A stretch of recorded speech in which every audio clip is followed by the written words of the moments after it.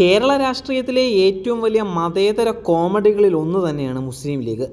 പേരിലും പ്രവൃത്തിയിലും പെരുമാറ്റത്തിലും സംസാരത്തിലും ഘടനയിലും എന്തിന് വേഷത്തിൽ പോലും മതം കുത്തിനിറച്ച മറ്റൊരു രാഷ്ട്രീയ കക്ഷി കേരളത്തിലില്ല.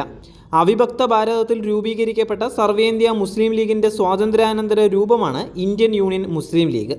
രണ്ട് പ്രസ്ഥാനങ്ങളുടെയും ലക്ഷ്യം മുസ്ലിങ്ങളുടെ അവകാശങ്ങൾ നേടിയെടുക്കൽ തന്നെയാണ്, അല്ലാതെ എല്ലാ ജനങ്ങളുടെയും അവകാശ സംരക്ഷണം ഒന്നുമല്ല. ഭാരത വിഭജനത്തിന് വഴിയൊരുക്കിയതിൽ സർവേന്ത്യാ മുസ്ലിം ലീഗിൻ്റെ പങ്ക് വലുത് തന്നെയായിരുന്നു. 48-ൽ ചെന്നൈയിൽ രൂപമെടുത്ത ശേഷം ഇന്നത്തെ ലീഗ് മുൻ ലീഗിൻ്റെ പാതയിലൂടെ തന്നെയാണ് പോകുന്നത്. പഴയ പശ്ചാത്തലമെല്ലാം ജനം മറന്നുവെന്നാണ് ഇപ്പോഴത്തെ ലീഗ് നേതാക്കളുടെ വിചാരം. മനുഷ്യത്വമുള്ള, മനുഷ്യൻ്റെ വേദനകൾ തിരിച്ചറിയുന്ന കുറേ നേതാക്കൾ പണ്ടും ഇന്നും ആ സംഘടനയിലുണ്ട് എന്നുള്ള കാര്യം ആരും മറക്കുന്നില്ല. എങ്കിലും നവനേതാക്കളുടെ മട്ടും ഭാവവും സംസാരവും കേട്ടാൽ ഓർമ്മ വരിക പഴയ നീലക്കുറുക്കൻ്റെ കഥ തന്നെയാണ്. ഒരു ചാറ്റൽ മഴയിലൂടെ ഒലിച്ചു പോകുന്ന ചായം മാത്രമാണ് ഇവരുടെ മതേതരത്വം.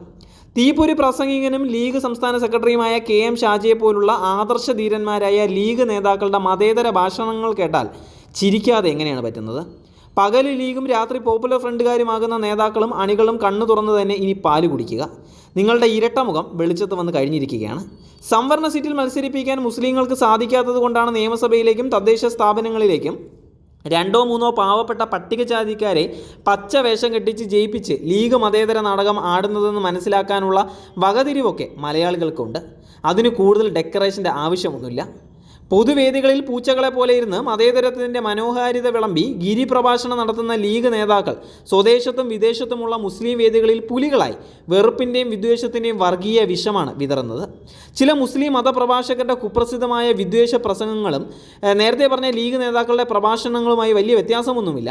ഭൂരിപക്ഷ പിന്നാക്ക ജനവിഭാഗങ്ങൾ കേരളത്തിൽ നേരിടുന്ന വിവേചനങ്ങളെയും അടിച്ചമർത്തലുകളെയും അവരുടെ വേദനകളെയും കുറിച്ച് പറയുന്ന ആരെയും വർഗീയവാദികളും സാമൂഹ്യ വിരുദ്ധരുമായി ചിത്രീകരിക്കുന്ന ലീഗിൻ്റെയും കൂട്ടാളികളുടെയും പൊയ്മുഖം ഷാജിയുടെ വർഗീയ പ്രസംഗത്തിലൂടെ വലിച്ചു കീറപ്പെടുകയാണ്. മലപ്പുറത്ത് പിന്നോക്കക്കാരുടെ ഒരു എയ്ഡഡ് സ്കൂളോ കോളേജോ ഇല്ല എന്ന് സാമൂഹ്യ നീതി നിഷേധമാണ് ഇവിടെ നടക്കുന്നതെന്നും പറഞ്ഞപ്പോൾ വെള്ളാപ്പള്ളി നടേശൻ്റെ കോലം കത്തിച്ചവരാണ് ലീഗുകാർ.